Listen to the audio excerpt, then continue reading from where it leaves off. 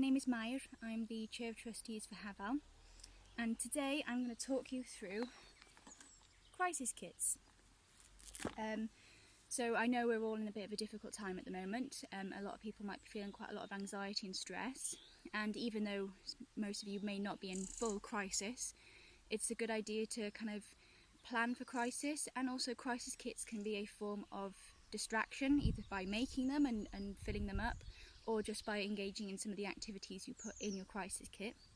So I'm going to take you through my crisis kit today, just to give you some ideas on what to include in a crisis kit. Obviously, if you're making your own crisis kit, it's entirely up to you what you put in yours, but they should be things that make you feel better when you're in crisis, things that can distract you if you're not feeling great, and things that just make you laugh as well. So this is my crisis kit. I made it when I was in hospital last, so I made it nice and pretty, so it's got lots of patterns on it. It's very full, so I can't actually close it properly. So yeah, I keep filling this up. Whenever I see something that I know is going to help me in crisis, I put it in my crisis kit. And the first thing I have, a packet of tissues. You know, it's crisis, probably going to end up crying at some point. Packet of seeds. So I love gardening, and although I probably wouldn't plant these seeds because they've been in my crisis kit a long time, it reminds me that I can go and go out to my garden and plant some seeds or tend to some plants. I have lots of letters from family members and friends that I've received over the years. So this one's from my friend Beth, who filled the entire thing up with writing. And I guess these things just help me kind of remember my friends and those people that are important to me. I've got a little note from someone that I met in inpatient ward. And yeah, these things are just there to remind me of the people that are important to me, and it makes me happy to read notes from them and letters from them. Sparkly smiley stickers, because, you know, why not? This is a stress ball that was given to me by someone called Mrs. T, if you can see that. When I was in school, I wasn't very well, and there was a teacher there that helped me a lot, and she gave me this stress ball when I wasn't feeling too good. I like to keep it in my box because it helps me remind me of the people that have helped me over the years, but also it's a really good stress ball. So, and it's got a smiley face on it. And I've got another stress ball here, which is a slightly different one, which again, obvious reasons why you need stress balls during crisis. Last time I was an inpatient, I made lots of little like notes or little cards with quotes on them. So this is one of them, if you can read that. So I don't know, they just help me think about things in a different way when I'm not feeling too good. Colouring book and colouring pencils. I find colouring really helpful actually, because it's not something that I have to really think about, but it keeps my mind distracted, and it keeps my hands doing something. So yeah, I find colouring quite helpful. I've got lots of like self-care kind of stuff here. So I've got hand cream and a face mask, bath salts, just to remind me that, you know, I can look after myself when I'm in crisis or I'm not feeling too great.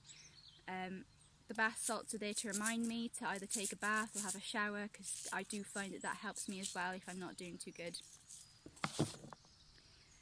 Eye mask, again, need to sleep, so the eye mask is in there to remind me to try and sleep as well, and also because I find it quite difficult to sleep when I'm in crisis, so it's kind of there to help me in a way. A friend also gave me this, so it also has some kind of sentimental value as well.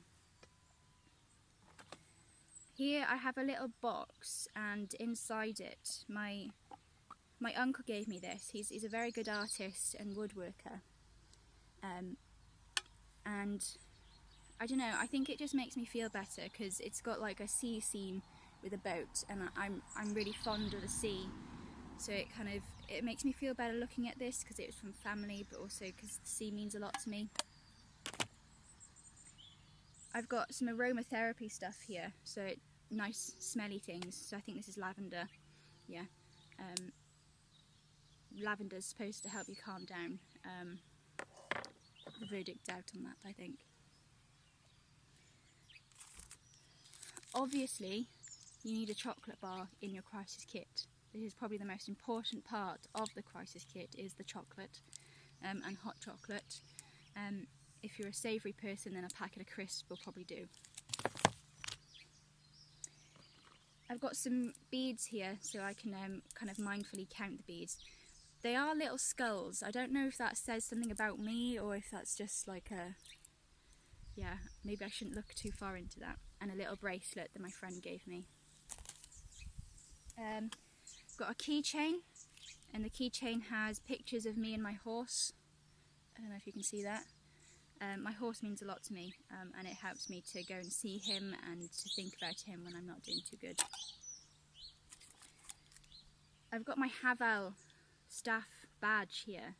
I keep it in my crisis kit because partly I don't want to lose it, and partly because Havel means a lot to me, and I'm extremely proud to be Chair of Trustees.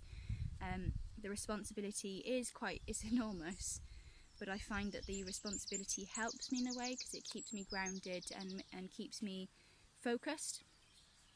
So that's why that's in there. Nice tea bags, obvious reasons.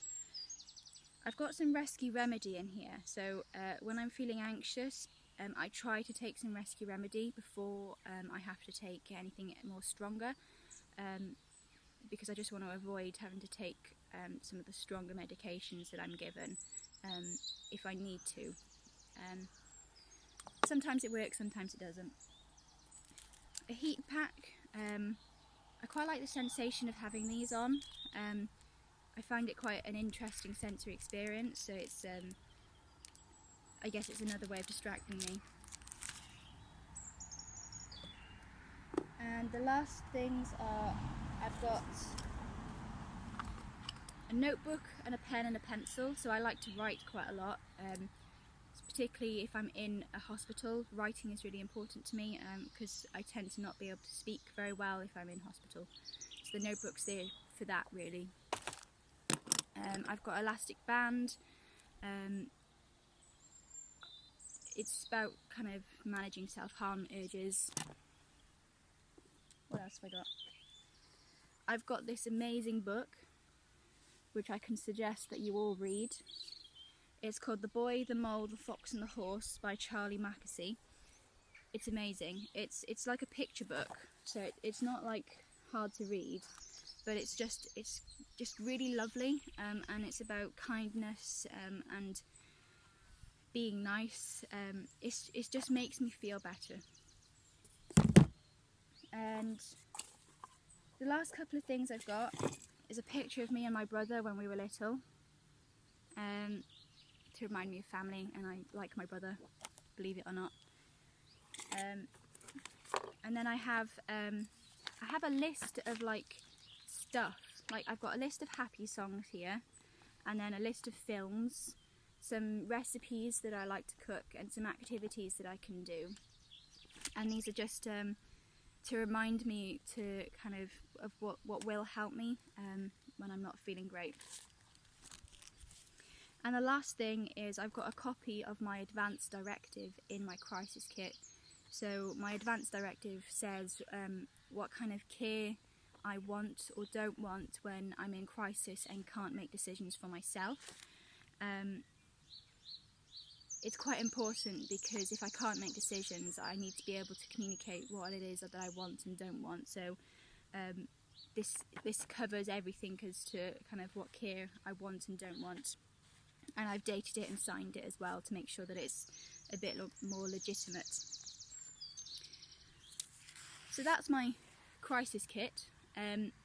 Obviously you have a go at making your own. If you've got your own already, go through it, maybe see what's in there. You might want to swap some things in and out.